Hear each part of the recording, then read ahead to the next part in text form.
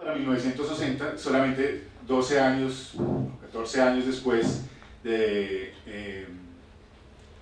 la aparición del espectrógrafo, se publica la gran teoría de los fonetistas, que es la teoría acústica de la producción de la obra del sueco Gunnar Fant. En un principio, si ustedes notan, Fant participó en la primera teoría con Jacobson y esta es su tesis de doctorado. Ahora, ¿para qué esta historia? ¿Qué tiene que ver esto con el Instituto Caro y Cuervo? Pues bien, para 1948 el director del Instituto Caro y Cuervo era José Manuel Rivas Zacconi. Él fue director entre 1948 y 1978 y entre 1979 y 1982. El profesor Rivas Zacconi fue a los Estados Unidos en 1948, es decir, solamente 2 años después de la aparición del espectrógrafo. Él lo conoció, conoció las instalaciones de los primeros laboratorios que se estaban fundando en los Estados Unidos y él dijo, yo quiero tener uno en Bogotá. ¿Sí? Y empezó una carrera titánica para obtener recursos económicos y montar un laboratorio. Él era amigo de nuestro filósofo, de los pocos filósofos que tenemos, el Rafael Gutiérrez Girardot, y Rafael Gutiérrez Girardot lo puso en contacto con fonetistas alemanes. Los fonetistas alemanes lo que le sugirieron al director fue que mandara a un ayudante, a un aprendiz, a que se capacitara a Bonn y esa persona volviera a Bogotá y armara una escuela. ¿Sí? Empezara a enseñarle a todo el mundo en el ámbito del seminario Andrés Bello. Esa persona pues era el profesor Álvaro Calderón, que muchos de ustedes quizá conocen. El profesor Calderón estuvo en el invierno de 1973 en Bonn y allí aprendió los fundamentos de la fonética acústica. En esa época era una cosa bastante compleja porque exigían que un fonetista tuviera conocimientos musicales, que tuviera conocimientos de música, que tuviera conocimientos gramaticales, así que su invierno de 1973 parece que fue bastante intenso. El profesor Calderón, en efecto, vuelve al Instituto Caro y Cuervo como auxiliar de investigación y empiezan a montar el laboratorio. ¿Sí? El laboratorio como tal se logra materializar en 1977 cuando invitan a Antonio Quilis, que es uno de los fonetistas españoles más reconocidos de todos los tiempos. Entonces Antonio Quilis va a Yerba Buena y manda a construir una cabina insonorizada, hace un cuarto de máquinas, diseña escaparates, hace todo el montaje y lo inaugura. El primer director del laboratorio fue José Darío Abreu, que también fue uno de los principales de las principales figuras del seminario Andrés Bello y de la maestría en lingüística española. Él y su esposa habían tenido alguna formación en Francia en fonética, así que ellos dos asumen las riendas del laboratorio por razones que yo desconozco, hasta allá no me llegó la documentación. Él deja el laboratorio un año después, 2 años, en 1979, y el director de la época nombra al profesor Álvaro Calderón como el director. El profesor Calderón trabaja entonces desde 1979 hasta el 2012, principalmente dictando clases y formando a lingüistas en el área de la fonética. Listo. Como ustedes pueden ver, como les acabo de decir, el principal éxito del laboratorio fue haber formado lingüistas en todo el país. Si ustedes van a cualquier facultad de lenguas y le preguntan al director de la carrera dónde aprendió fonética, muy seguramente la respuesta va a ser en el seminario Andrés Bello y con el profesor Álvaro Calderón. Por ejemplo, en la Fiscalía también, una de las capacitaciones más famosas era del profesor Calderón. Sin embargo, los logros fonéticos del instituto no se quedan ahí. La mayoría de investigadores también eran muy activos en la disciplina, a pesar de que tenían más afinidad con disciplinas como la sociolingüística, la dialectología, aprovecharon los recursos y el ambiente académico tan beneficioso que había por esas épocas y utilizaron conocimientos fonéticos en sus publicaciones. Bueno, quizá una de las más famosas sea esta, de las más clásicas, La pronunciación del español en Bogotá, que es escrita por Luis Flores. Ahí se me fue la tilde, culpa del látex, culpa del programa. Luis Flores es quizá el primer fonetista colombiano. Él era oriundo de Armero, se gana una beca para estudiar en los Estados Unidos y se forma con Tomás Navarro Tomás. Entonces, cuando llega el profesor Flores vuelve a Colombia, es quien se encarga de impartir principalmente enseñanzas metodológicas, cómo ir a grabar, a tomar datos fonéticos y principalmente afinar el oído. Entonces, el profesor Flores hizo de todos los investigadores del instituto unos genios auditivamente hablando. Los conocimientos fonéticos del profesor Flores pues, son muy evidentes en el Atlas Lingüístico Etnográfico de Colombia y en todas sus publicaciones. Aquí cito algunas de las más famosas, de sus estudios sobre el español bogotano, sobre el español de Antioquia, sobre el español del Chocó, 1950, Flores 50, 60, 71. Otra persona muy importante en el ámbito, en este ámbito, es el profesor Montes, naturalmente. El profesor Montes era un genio, evidentemente, y a él le debemos casi todas las descripciones fonéticas que hay del español de Colombia. Lo poco o mucho que se sabe es gracias al profesor Montes y al profesor Flores. Sin embargo, el instituto también ha tenido otro papel importante en la fonética y es en la divulgación. Entonces, una de las obras más importantes que ha publicado el instituto, y que no todo el mundo la conoce como la debería conocer, es el gran volumen de lenguas indígenas de Colombia, una visión descriptiva, que es de la profesora María Estela González y la profesora Rodríguez de Montes. En los últimos años, pues yo he tratado de coger la tradición. Acá en el instituto decíamos antes que nuestra misión era la tradición y la innovación, es decir, hacer un acople con estos grandes maestros, pero además poner un grano de arena con los conocimientos modernos que tenemos sobre computación y otro tipo de cosas. Entonces yo he tratado de seguir las enseñanzas del profesor Montes y el profesor Flores, principalmente en publicaciones sobre el palenquero y sobre el español chocuano. Unas investigaciones que hice principalmente en 2011 hasta 2010, 2012. ¿Sí? Bueno, entonces, bueno, y por razones que yo también desconozco, el instituto se estanca en la investigación fonética más o menos como en 1999. Hay un periodo oscuro que yo desconozco, como hasta 2000 algo, no sé la fecha exacta, y no lo voy a decir. Desaparece el seminario Andrés Bello, se deja de dictar fonética en el Instituto Carlos y Cuervo, desaparecen las maestrías, sí, en general, se deja de enseñar fonética y básicamente las únicas personas que enseñan fonética son los discípulos del profesor Calderón en Antioquia, la profesora María Claudia González Rativa, y en la Universidad Nacional el profesor Roberto Perry, que era un estudiante de la Universidad de los Andes y que se formó en la Universidad de Ohio. Y no más, no había nada más. Infortunadamente el profesor Calderón pues, se pensiona, el profesor Roberto Perry muere y no quedan sus alumnos, ¿sí? Pero no hay ninguna representación dentro de las universidades. Entonces, pues bueno, decidimos utilizar Pratt y les voy a explicar básicamente cuáles son las funciones de Pratt y por qué lo hicimos. Aquí, para los que no saben, pues Pratt es desarrollado en la Universidad de Ámsterdam por estos dos frikis que son Paul Weisman y David Winning. Ya lleva Pratt, ¿cuántos años? 19 años, tiene más o menos 22.000 usuarios alrededor del mundo. Esta es la página cuando quieran descargar. Y las características básicas son las siguientes, para quienes no las saben. Pues es un sistema, funciona con todos los sistemas operativos, funciona con Linux, lo mejor, con Mac y con Windows. La mejor característica para mí es que Pratt se actualiza casi a diario. Bueno, me quedo por ahí. La última actualización es de hoy. Está escrito en un lenguaje que es C++, es un lenguaje de programación gratis, que cualquiera de ustedes puede aprender, es decir, que también pueden modificar Pratt, el código está abierto.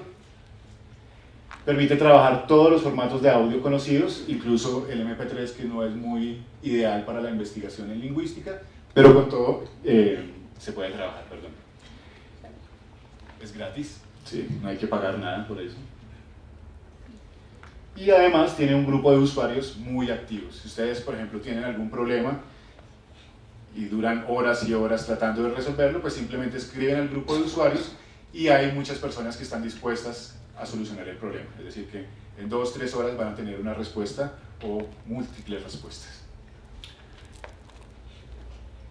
¿Para qué sirve Pratt? Entonces, pues bueno, pues para hacer capturas acústicas de la voz y en particular para estudiar estas representaciones, las representaciones espectrográficas, para hacer espectros, para estudiar el tono y para estudiar la intensidad. Esos son los parámetros, los fenómenos físicos con los que podemos trabajar con Pratt. Una cosa fenomenal y que es de mucha utilidad para los lingüistas es que Pratt les permite hacer transcripciones de corpus. Es decir, si ustedes tienen una señal de audio y quieren etiquetarla ortográficamente, segmentarla por sonidos, consonantes, vocales, segmentar además por sílabas, segmentar la entonación, etcétera, etcétera, lo pueden hacer con Pratt. Otra cosa muy importante es que permite hacer síntesis del habla, es decir, si tenemos conocimientos básicos de fonética acústica, podemos hacer habla artificial. Entonces, Pratt tiene un dispositivo que se llama el Clad Grid, que estaba inspirado en el gran sintetizador de Dennis Clad. Si ustedes conocen el científico Stephen Hawking. ¿Sí? El sintetizador, ¿lo han escuchado? Pues es hecho con el sintetizador Clad. Entonces podemos hacer una simulación en Pratt del sintetizador. Podemos hacer síntesis articulatoria, es decir, si tenemos conocimientos de la apertura de la boca, del flujo de aire que pasa a través de los pliegues vocales, podemos simular todo eso y construir un hablante y a partir de un conjunto de parámetros articulatorios generar una señal acústica artificial. Y además permite hacer resíntesis, es decir, tomar la voz natural, modificar ciertos parámetros y, por ejemplo, hacer experimentos. Por ejemplo, podemos tomar la voz de un hablante de español bogotano, manipular todas la curva melódica de sus declarativas e interrogativas y hacer experimentos sobre percepción. Es bastante fácil. Además, Pratt permite crear imágenes de alta calidad, entonces también es un programa de diseño, esto es una función secundaria, pero produce unas imágenes perfectas. Además, permite también usar símbolos fonéticos y notación matemática. Podemos poner ecuaciones, funciones, etc. También podemos programar, es decir, que podemos elaborar rutinas computacionales para analizar corpus con solo dar un clic. Muchas veces, cuando yo empecé a hacer trabajos de fonética, pues trabajaba principalmente haciendo transcripciones, que es como debe empezar todo el mundo. Y claro, yo recuerdo que el primer corpus que hice, que fue el español palenquero, era un corpus de alrededor de 40 horas, me tomó un año hacerlo manualmente. ¿Sí? Sin embargo, con esta función de programación se pueden crear, por ejemplo, transcriptores automáticos y reducir por lo menos en un 90% tareas tan enojosas como el etiquetado y la transcripción. Y finalmente, permite hacer análisis estadísticos, por ejemplo, hacer manipulación del habla y hacer simulaciones con redes neurales. Eso es básicamente las funciones que en la actualidad tiene Pratt. Creo que de las últimas innovaciones es que tiene un convertor de texto a voz que funciona casi para todas las lenguas. Pero bueno. Pratt tiene mucha documentación. Si ustedes quieren aprender el programa, tienen muchas herramientas. Aquí acabo de listar los manuales más populares. Sin embargo, estos manuales tienen un gran problema y es que son, digamos, muy escuetos, tienen una información muy general. Si la persona, digamos, no está iniciada en la investigación fonética, no puede comprender los manuales de Pratt.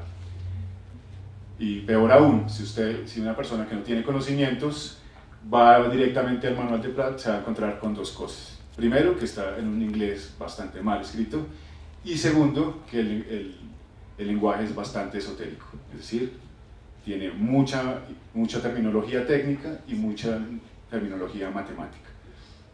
Eso, infortunadamente, dificulta el aprendizaje de Pratt. Entonces, si el profesor no domina el programa, lo que se puede lograr en una clase es muy poco.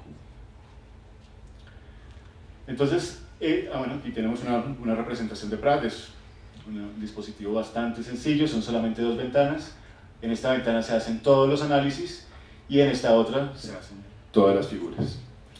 Entonces, bueno, nosotros discutíamos con Julio todas las potencialidades que tenía Pratt. Yo tuve la fortuna de tener entrenamiento fonético en España, en el Consejo Superior de Investigaciones Científicas, que antes en el laboratorio de Antonio Quiris, que ahora dirige la profesora Juana Gil Fernández.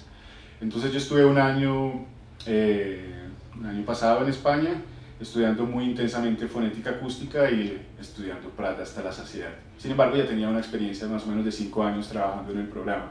Entonces yo le dije a Julio, no, yo puedo escribir un libro, lo hacemos gratis, que todo el mundo lo pueda usar, y traté de hacerlo lo más básico posible. Eso fue una cosa muy difícil. Aquí les voy a mostrar rápidamente los parámetros acústicos que usa Pratt y ya voy a pasar directamente a las características principales del libro, ¿vale? Entonces, ustedes pueden discutir en clase, por ejemplo, los principios básicos de la física, como el movimiento armónico simple, discutir conceptos como frecuencia, intensidad, cualidad. Miren los espectrogramas, compárenlo con el de Martin Hughes.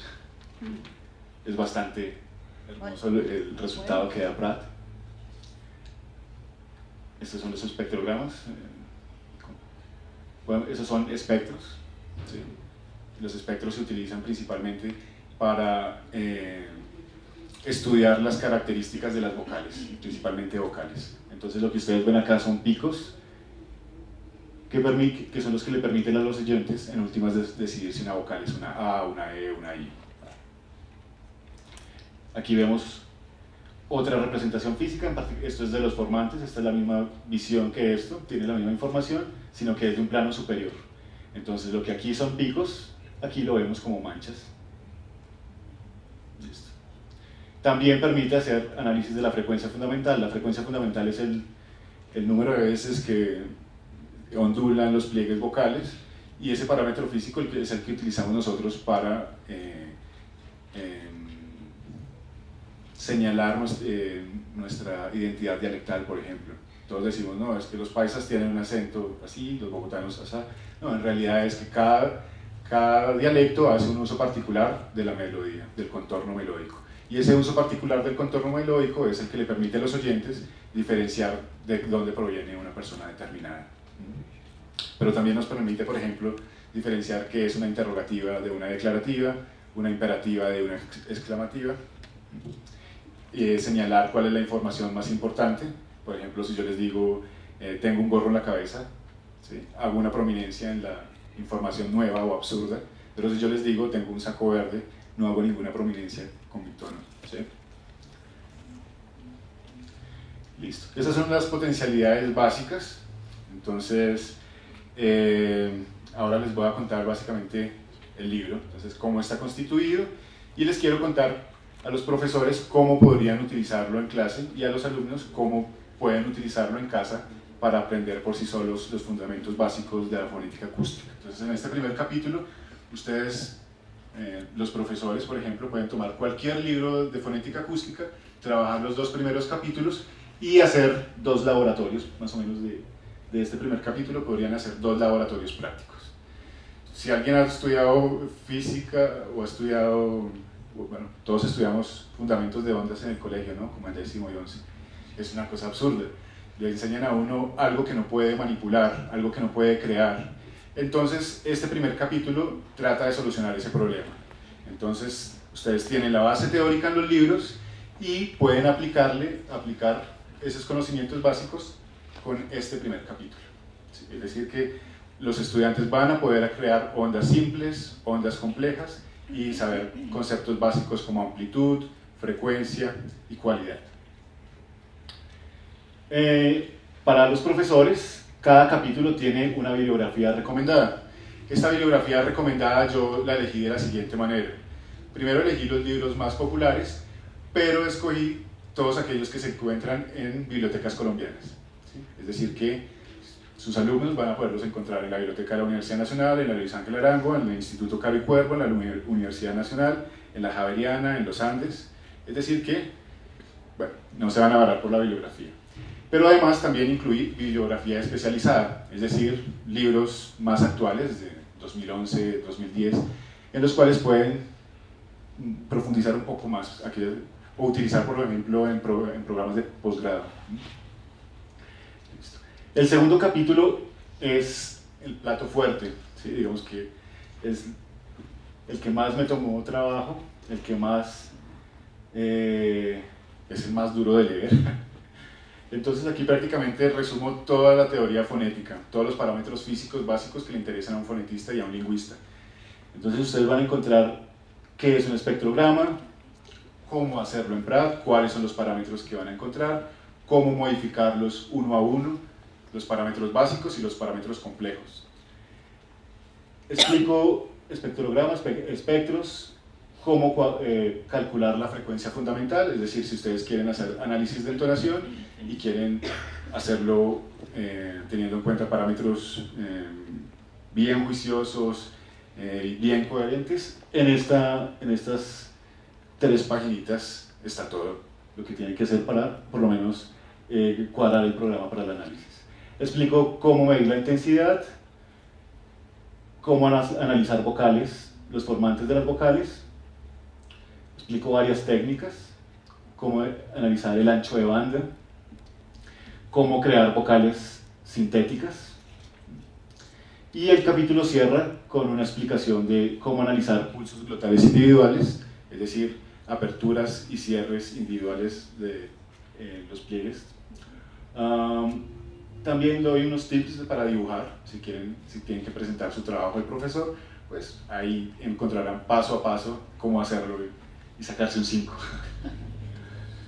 Hay una bibliografía recomendada, también está dividida entre los textos más populares y los textos más técnicos. En fonética acústica, el texto más, la autoridad es el libro de Kenneth Stevens, que es Fonética Acústica, es un libro del MIT publicado en 1998. Ahí está bien reseñado y digo qué capítulos podrían utilizar especialmente. Bueno, el tercer capítulo creo que le interesa no solamente a los fonetistas, sino a los lingüistas en general. Entonces, discuto cómo segmentar el habla.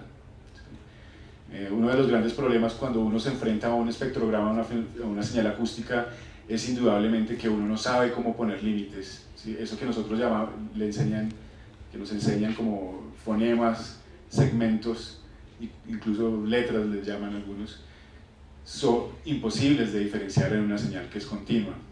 Pero de todas formas, yo doy algunos parámetros básicos que ustedes pueden utilizar para hacer un segmentado juicioso y muy relacionado con la articulación. Luego paso a explicar cómo hacer una transcripción paso a paso, cómo utilizar el alfabeto fonético internacional. Explico además un alfabeto que se usa mucho alrededor del mundo, pero que en nuestro medio es muy desconocido, que es el alfabeto Zampa. Es un alfabeto que es un sucedáneo del alfabeto fonético internacional, pero puede utilizarse para hacer programación. Los caracteres del alfabeto fonético internacional pues son bastante exóticos y ningún lenguaje de programación los admite, ¿no? Entonces el alfabeto Zampa está diseñado especialmente para aquellos que tienen vocación hacia la programación y hacia la ingeniería. Luego hago una introducción al etiquetado y la transcripción de la entonación, que eso es un tema también muy popular alrededor del mundo, pero también muy desconocido en nuestro medio. Y distingo 2 planos principales, que es la transcripción y etiquetado fonético de la transcripción y el etiquetado fonológico. Actualmente hay un modelo muy popular, que es el modelo TOBI, o el modelo basado en la teoría que se llama autosegmental, y casi todo el mundo piensa que eso es la única manera de hacer entonación. Entonces muestro otras perspectivas y que además se han utilizado en el ámbito hispánico. En particular me refiero al modelo HIPO, y al modelo del análisis melódico del habla. Yo tuve la fortuna de estudiar con los proponentes de las tres teorías y pues bueno, pues aproveché esto, hice un resumen muy breve y además explico en detalle cómo usarlo con Prato, cómo aplicar cada teoría en Prato. Esta sección también tiene bibliografía recomendada. Esto se puede trabajar en un semestre, quizá. Es un capítulo muy corto, quizá son ni 30 páginas, pero dan para un semestre de clase. Y el libro cierra con algunos consejos de manipulación de las señales de habla. A muchos de nosotros nunca nos enseñan cómo ir al campo, cómo grabar, cómo cuidarnos de que nuestras muestras estén bien capturadas y además cómo no perder el tiempo y los recursos económicos. Entonces aquí doy algunos consejos muy básicos de cómo manipular una señal antes de atreverse a hacer un análisis fonético o un análisis lingüístico básico con sonidos. Y cierro el libro con algunas técnicas para manipular el tono, la duración de los sonidos y, como los demás capítulos, cierro con algunos recursos recomendados y con algunos ejercicios. Bueno, los ejercicios no los nombré. En cada capítulo al final hay también unos ejercicios sugeridos. Son sugeridos porque el profesor los puede manipular, es decir, yo propongo un esquema básico de ejercicio, pero el profesor a su gusto lo puede cambiar. Eso es básicamente el manual. En total tiene 130 páginas, tiene muchísimas figuras hechas en Pratt para que también a modo de consejo de cómo presentar los datos. Eso tampoco se explica en los libros. Así que de alguna manera u otra yo lo que traté de hacer con este libro es como el libro que yo quisiera haber tenido cuando era un estudiante. Ya a nivel más personal, de estas cosas uno nunca habla, pero también es preciso decirlas. También de alguna manera es una retribución a la sociedad, ¿sí? Yo fui becado entre cientos de latinoamericanos, eran 2 becas para quizá 1.700 latinoamericanos, así que yo pensé que si no publicaba este libro pues era un acto egoísta. En realidad era un acto egoísta. Si somos 5 o 6 fonetistas en Colombia, pues yo no me puedo quedar callado y no me puedo tragar mis conocimientos. Así que tiene ese carácter, de alguna manera u otra, me quiero librar de ese peso y quiero compartir, ¿sí? Lo que sé. Entonces, hay un rasgo particular de este libro y es que está orientado a que el estudiante desarrolle habilidades manuales con el programa, es decir, que conozca por qué modifica un parámetro de una manera determinada y no de otra. Hay otra perspectiva que yo bien podría haber tomado y es más orientada hacia la programación, es decir, simplemente hacer rutinas, scripts y decirle al estudiante oprima control R y su análisis va a quedar en la ventana. Pues eso no hubiera tenido ningún éxito, yo creo, sería un fracaso. Eso que usted me dice de hacer análisis de vocales y dibujar el cuadro vocálico es una función avanzada que pretendo incluirla en una segunda edición, que ya está en el horno.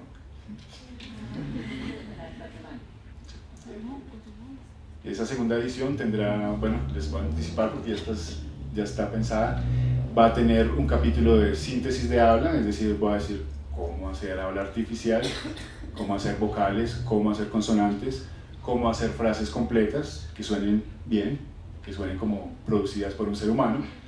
Y además va a tener un capítulo muy largo de unas 50 60 páginas sobre estadística, que es también un gran vacío en nuestra formación. ¿Alguien más tiene? Bueno, pues, por favor. Una pregunta. Sí. ¿Cuándo va a haber edición impresa de este libro? Sí, sale en pocos días. Está imprimiéndose y supongo que será bastante económica. Creo que, así que... ¿Y dónde la vamos a adquirir?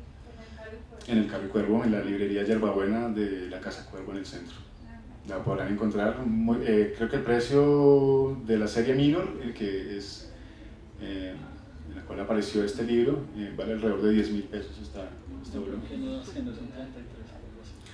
Este es muy barato, bueno, pero en todo caso va a ser muy muy económico. Ya lo pueden descargar, obviamente, ya pueden trabajar el libro. Hay una cosa que no les conté, y que a propósito de la librería de Yerbabuena y de los libros del instituto, y es que había también una intención, una segunda intención, ¿no, Julio? Que era tratar de simular la diagramación y el arte gráfico de la imprenta patriótica de una manera digital. Así que el libro también lo diagramé yo en su totalidad, y está diagramado en un sistema que se llama LaTeX, que es un sistema utilizado por ingenieros y matemáticos, y pues uno de mis objetivos era clonar todo la serie Minor, también para servir como un apoyo a nuestra imprenta. Algunas veces tenemos muchos problemas para imprimir, pues ustedes saben que la técnica es una técnica clásica de impresión, así que también queríamos ofrecerle al instituto una segunda alternativa, también para vincular las publicaciones con la era digital. Y también, bueno, claro, tenemos ahora la biblioteca digital Palabra, que es donde vamos a estar colgando todas nuestras publicaciones, que espero que la visiten. Si ustedes quieren saber en realidad qué es lo que ha hecho el instituto y qué es lo que hace el instituto, ahí está toda la información, todas las entrevistas, los programas de radio que hacemos, los libros que publicamos, los ejercicios de clase, todos los corpus también, ¿cierto? Sí, ya ahí. Los corpus, todo va a estar en la biblioteca digital Palabra, que es, digamos, como el repositorio oficial de la institución. Entonces, bueno, si alguien tiene un libro listo para someter al instituto, lo podemos.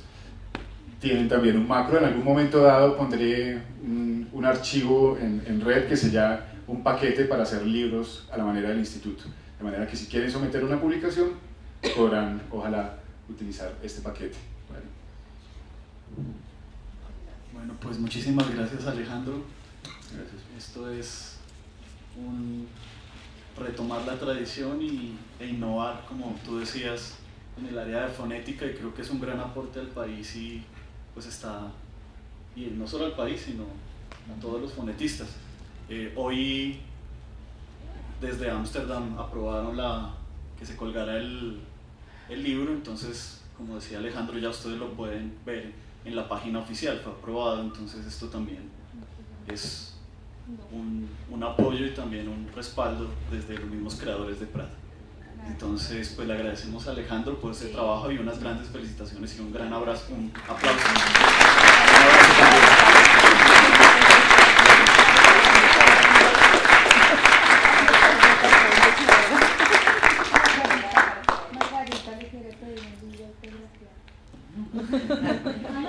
Bueno, y sobra decirles que el instituto, las puertas están abiertas, ¿sí?